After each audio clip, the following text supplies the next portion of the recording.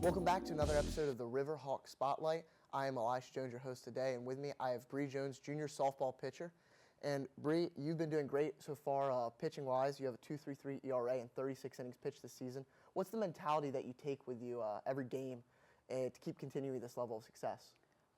My mentality is, since I've seen my success, it's that I know that I'm capable of doing that. So with keeping that mentality of like, you can do it, being positive towards myself, it's definitely helped a lot. But also, I really trust my defense and I trust my offense as well. So it's like I have additional support behind my own, skill levels. So definitely just trusting defense and then being positive towards myself has kept my success going. So. And you aren't just a pitcher, you also bat, and you're doing great on both sides of the ball this year. How much preparation did you have to take before the season, really coming in to make sure you were excelling on the mound in the circle and also in the batter's box? Yeah, so over the summer, I play in a 23U league, the Jersey Cyclones, where I also hit there. So the head coach is actually my batting coach, so he really tweaks and breaks down my swing, especially towards the end of season when things get a little sloppy because, I haven't had a lesson in a while. And then in the fall, we do a lot of offense-heavy practicing, so getting a lot of reps swing-wise, seeing different pitches inside, outside, high, low. That definitely helps. And then over the winter, I did a lot of swinging at home, got a lot of time in the cage, and actually got a couple opportunities to see some live pitching, which I thought helped coming into the season. And like I said, this season we've done a lot of offense-heavy training. So I think with the amount of reps we've taken swinging-wise, it's definitely contributed to how I'm performing. And then during the season, how do you manage your workload between keeping your arm not sore all the time and still managing up your expectations at the plate? Yeah, it's definitely a challenge because pitching is, in my opinion, a lot more taxing than hitting on the body.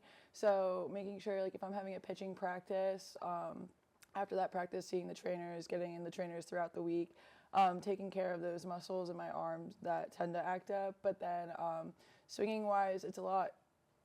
Similar muscles are used, but I feel like more used in hitting than pitching. So taking care of that after the fact too. It's a lot of after the fact care, making sure you're getting in the trainers and getting help for what you need. So definitely attribute a lot of my ailments and like getting over my ailments to the trainer. And obviously you have to have a great work ethic to keep up all that work. And I actually got a chance to talk to Coach D-Row before the season, and she said that one of your team's biggest strengths was their work ethic. So how do you think that sets you apart from some of the other landmark teams in the conference? All of our girls work very hard. I think this is probably one of the most hardworking teams we've had since coming here. And everyone knows their role on the team too, and like really buys into that. And I think that's a big thing, is that everyone knows that they have a place and a part on this team, no matter how big or small it may be. And that just makes everyone determined to work hard because they know they're not working for themselves, they're working for each other as well. And since we have like the team goal of like winning, going far, getting a ring, all that stuff, it requires us to work hard. And so I think us always having that in like the forefront of our mind definitely sets us apart from other teams, because it's hard to stay focused throughout an entire season. It gets tough. You're with the same people the entire time. So, tensions definitely rise, but with remembering that we're working and playing for each other, I think that keeps our work ethic steady and strong throughout the season. And last season, you beat Scranton in the doubleheader you played, and you play them again this weekend. What is the plan going forward to really tackle this and get some nice wins in the column for the Landmark Conference play? Yeah, definitely the goal is to sweep here. I think just pitchers coming in with that same mentality of like they're capable of performing well, they're capable of getting some odd strikeouts, capable of producing everything. I think defense trusts themselves. They know that they're capable of fielding. It all comes down to knowing that you're capable, and I think that each and every person on our team knows that. So having that confidence and that positivity and keeping that mentality strong going into both games, not just one or the other, definitely will help get us a sweep. And lastly, how do you balance the workload of not just softball, but you're also the women's basketball manager? And when the seasons overlap, how do you manage that between keeping up with your basketball schedule and also preparing for a softball season?